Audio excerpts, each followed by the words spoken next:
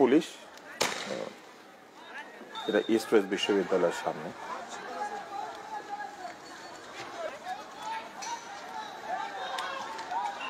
এই দেখেন এরা, এই যে হেলমেট পরা এরা কারা? পুলিশের সামনে আছে, দেখেন লুঙ্গি পরে। কিন্তু এই যে পুলিশ দাঁড়িয়ে আছে, লুঙ্গি পরাদের ধরে না কেন? হ্যাঁ, আপনি দেখতে পাচ্ছেন পুলিশ দাঁড়িয়ে লুঙ্গি পরাদের ধরে না কেন? ধরলে তো আবার বলা হবে আন্দোলনকারীদের।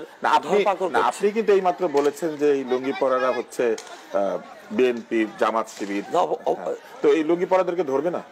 হ্যাঁ, অবশ্যই। তারা যারা সন্ত্রাসী এই দেশে।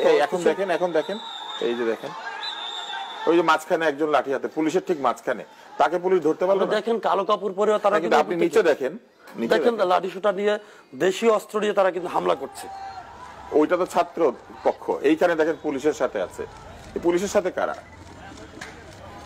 পুলিশের কাজ হচ্ছে যে লাঠি নিবে তাকেই পুলিশ ধরবে। হ্যাঁ, কিন্তু এইখানে পুলিশের মাঝখানে কারা? তাহলে তো সবাইকে ধরতে হবে। এবং হেলমেট পরে পুলিশের মাঝখানে কিছু আমরা দেখি, এরা কারা? না, হেলমেট পরে তো এখানে পুলিশ আইন শৃঙ্খলা কর্মকর্তারা থাকতে পারে। তাই সিভিল ড্রেসে হেলমেট পরে? হ্যাঁ। ও, এটা ঠিক। যারাই হোক তারা সন্ত্রাসী, তো তাহলে পুলিশ তাদেরকে ধরবে না? হ্যাঁ, অবশ্যই ধরবে তাদের।